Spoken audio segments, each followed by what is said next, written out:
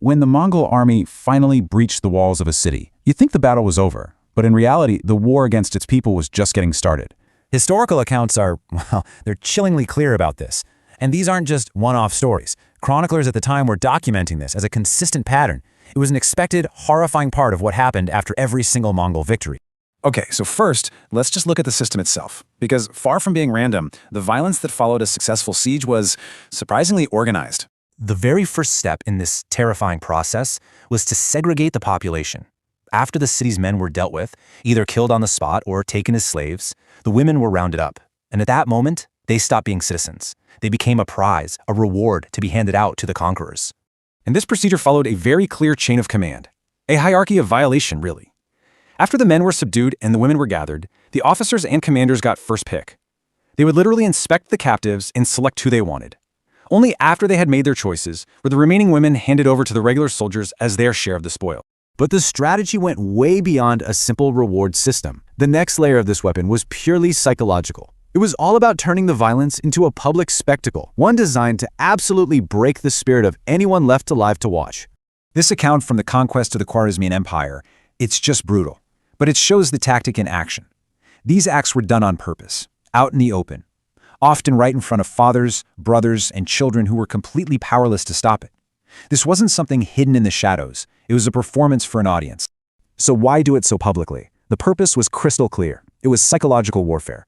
By violating women in front of their own families and communities, the Mongols were sending a message that couldn't be ignored. Your honor, your social fabric, your very dignity as a people, it's just as shattered as your city walls.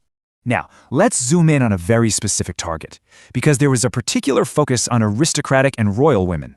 And this wasn't just for kicks, it was for a cold, political purpose, the complete and total destruction of enemy dynasties. Women of the highest status, like princesses and queens, faced a very specific fate. They were often reserved for the top Mongol princes and generals. Any marriages they had were just ignored, dissolved. They were forced into Mongol harems, and their bodies became these living, breathing symbols of their people's utter defeat. I mean, just think about that contrast for a second. One day, you're the symbol of your dynasty's future and honor. The next, you are literally a possession in an enemy's palace. This wasn't just a personal tragedy. It was a political strategy. It was designed to absorb, humiliate, and ultimately just erase a rival bloodline from existence. And that really makes the ultimate goal clear, doesn't it? By seizing the wives and daughters of defeated kings, the Mongols weren't just taking property. They were making a powerful statement of permanent subjugation. They were showing that even their enemy's future now belonged to them. And this all leads us to the final and maybe the most horrifying part of this strategy, the sheer scale of it all. The numbers involved are what completed the process of turning human beings into objects. 1.7 million. That was the estimated death toll from the sack of a single city, Nishapur, back in 1221. Now, of course, historians debate the exact figure, but a number that big, it just gives you a sense of the unimaginable scale of the destruction. In these huge massacres, like at Nishapur, or the jewel of the Islamic world, Baghdad, women were just divided up like any other loot. Social status meant nothing. Noble women were dragged into the streets right alongside commoners, and they all shared the exact same fate.